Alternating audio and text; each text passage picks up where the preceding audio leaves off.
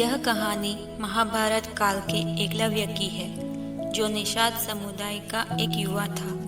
वह हस्तिनापुर के राजकुमारों और कौरवों के गुरु द्रोणाचार्य से धनुर्विद्या सीखना चाहता था। एकलव्य धनुर्विद्या में अद्वितीय कौशल प्राप्त करने की तीव्र इच्छा लेकर गुरु द्रोणाचार्य के पास पहुंचा और उनसे शिष्य बनाने का अनुरोध किया। उस समय की सामाजिक व्यवस्था के कारण गुरु द्रोणाचार्य ने एकलव्य को अपना शिष्य बनाने से इनकार कर दिया। द्रोणाचार्य पहले ही अर्जुन को दुनिया का सर्वश्रेष्ठ धनुर्धर बनाने का वचन दे चुके थे। गुरु की ना सुनकर एकलव्य निराश हुआ, लेकिन उसने हार नहीं मानी। उसने यह संकल्प लिया कि वह विद्या तो केवल द्रोणाचार्य से ही सीखेगा। एकलव्य जंगल में लौटा। उसने गुरु द्रोणाचार्य की मिट्टी की एक प्रतिमा बनाई और उसे प्रणाम करके अपनी साधना शुरू कर दी। वह मूर्ति को ही अपना गुरु मानता था और हर दिन उस प्रतिमा के सामने धनुष बाण का अभ्यास करता था। उसका लक्ष्य पर ध्यान इतना गहरा था कि उसने बाहरी दुनिया की परवाह करना छोड़ दिया। न कोई असली गुरु सिखाने वाला था, न कोई मार्गदर्शक। फिर भी एकलव्य ने अपने दृढ़ संकल्प और कड़ी मेहनत के दम पर बहुत जल्द ही धनुर्विद्या में अद्भुत कौशल प्राप्त कर लिया। एक दिन गुरु द्रोणाचार्य अपने शिष्यों, विशेषकर अर्जुन के साथ शिकार के लिए जंगल में थे। एक दिन गुरु द्रोणाचार्य अपने शिष्यों के साथ शिकार के लिए जंगल में गए थे।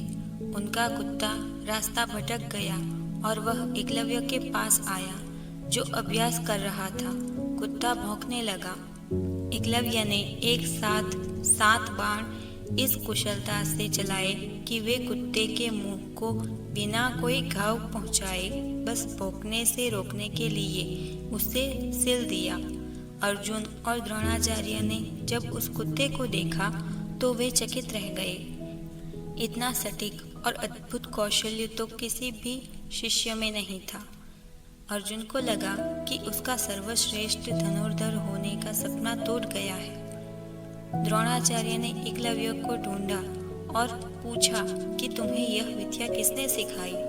एकलव्य ने तुरंत गुरु द्रोणाचार्य की मिट्टी की प्रतिमा को इशारा किया और विनम्रता से कहा, गुरुदेव, आप ही मेरे एकमात्र गुरु हैं।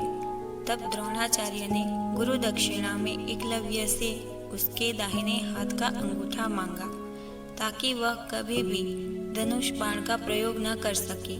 बिना एक पल की हिचकिचाहट के एकलव्य ने अपना अंगूठा काटकर गुरु के चरणों में समर्पित कर दिया।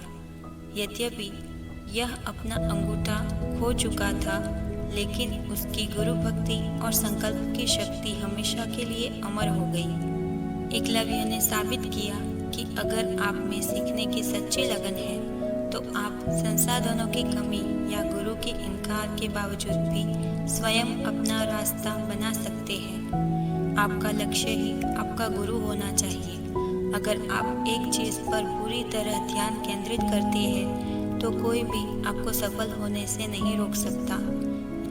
यह कहानी सिखाती है कि बाहरी मार्गदर्शन से ज्यादा जरूरी आपकी आंतरिक इच्छा शक्ति है।